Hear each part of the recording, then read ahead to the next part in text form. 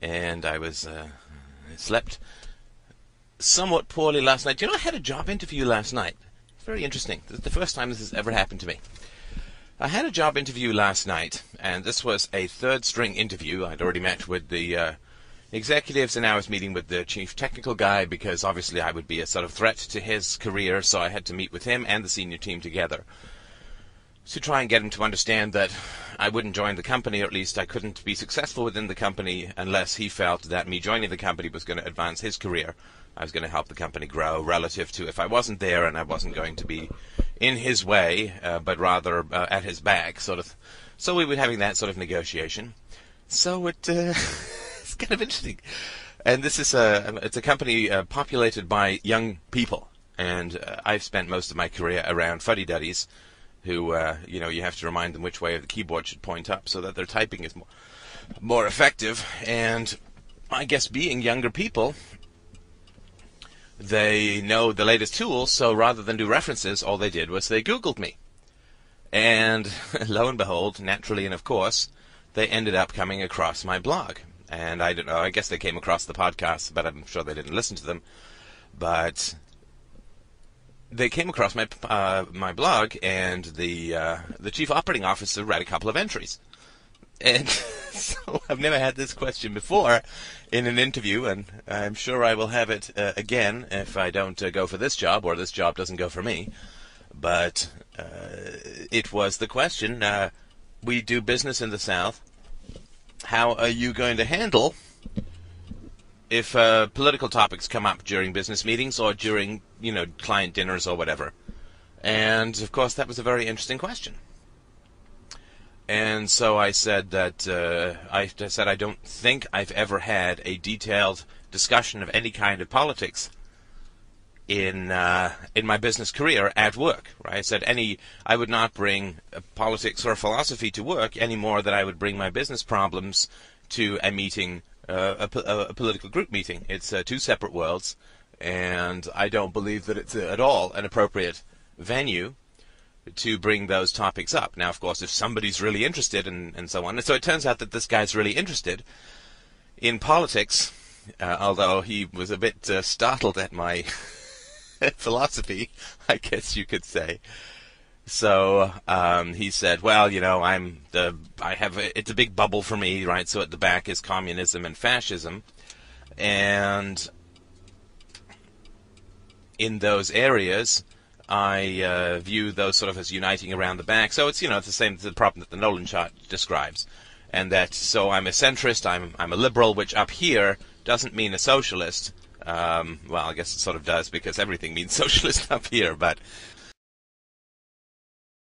And I said, trust me, it's a curse, as well as a blessing. I enjoy it intellectually. But if you could convince me that I'm wrong, or find some way that logically or in some manner I could change my mind back to where you are, that would be great. Because being an anarchist is a little bit of a strain at times. I'm on the web, and you do get these kind of funny looks. So I would be more than happy to discuss it with you. But we would have to start not sort of with statistics of the ghetto, but we would have to start with metaphysics, and we'd have to start with epistemology and all that fun stuff. Because otherwise we're just sort of arguing numbers in a vacuum, right? And I don't really base my philosophy on numbers. It all has to be validated from numbers, and numbers are the ones that start the whole trend going. But so it was an interesting discussion, and I could tell that his partners weren't that interested. He's obviously very interested in politics, but he had a great deal of concern because I'd be on the road and talking to clients and so on, that I'd be down there, we're trying to close a deal if I join this company, and I'm sort of denouncing the fascist, warlord, imperialistic state called America. Would you sign right here and do business with us for the next couple of years, face to face? Well, no, of course not. And of course, in America, you face that additional problem of talking about the war. You never know who's got family members over there, although you can pretty much guess that if you're at the level of selling software contracts in an organization, their kids aren't over there for sure, right? I mean, the most pro-war people are the people of the upper classes who don't have any risk of their children going over there, which is probably not an accident, of course. But it was a very interesting interview because I've never really had to face that issue before. I guess I haven't interviewed with anybody. Well, I guess this is. I haven't interviewed with anybody who's Googled me since I've put up Free Domain Radio.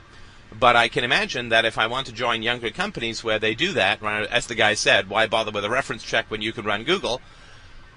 Well, I find that kind of interesting, and I guess I'd better start getting ready with some answers for that, because it is a startling and fundamentally... I mean, this guy didn't even read down to the stuff about the family, and I don't think I've got a huge amount about the family on my blog, because I find that stuff is... You have to write a book if you're going to talk about the family. You can't just sort of write a short article. And so I just found that... I don't know if anyone else has faced this, if they've been Googled, but I'm putting it out there that if you do end up getting Googled, then you're going to have those questions. And then what you should do is say, I'm sorry, I have to call El Presidente and he'll tell me what to say, and then pretend to talk to me. That usually will get you off the hook. Of course, I can't do that. Well, I guess I could. I actually do have 2 cell phones, but that might not have progressed my chances with this company. So anyway, an interesting interview, and I will... I like these guys. I like this group. It's not the largest company in the world, but I sure would like to work with people who've grown up with technology rather than these guys in their 50s who are like, software, how fascinating. And also I'd like to have the opportunity, because I'm fairly loosey-goosey in meetings, and I like to make jokes if they strike my fancy, because I think you might as well be having fun. If you've got to be at work anyway, why not make it as enjoyable as possible? And what I can often do is I can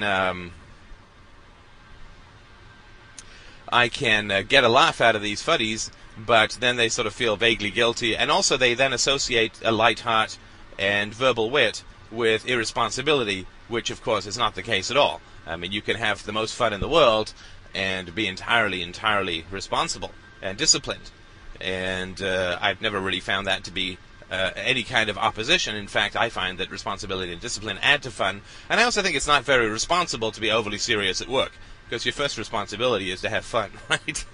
I mean, in the long and short term, so I just find it's kind of false selfie to... So anyway, these guys are sort of young and hip, and I think would be a fun group to work with, so I'm definitely going to...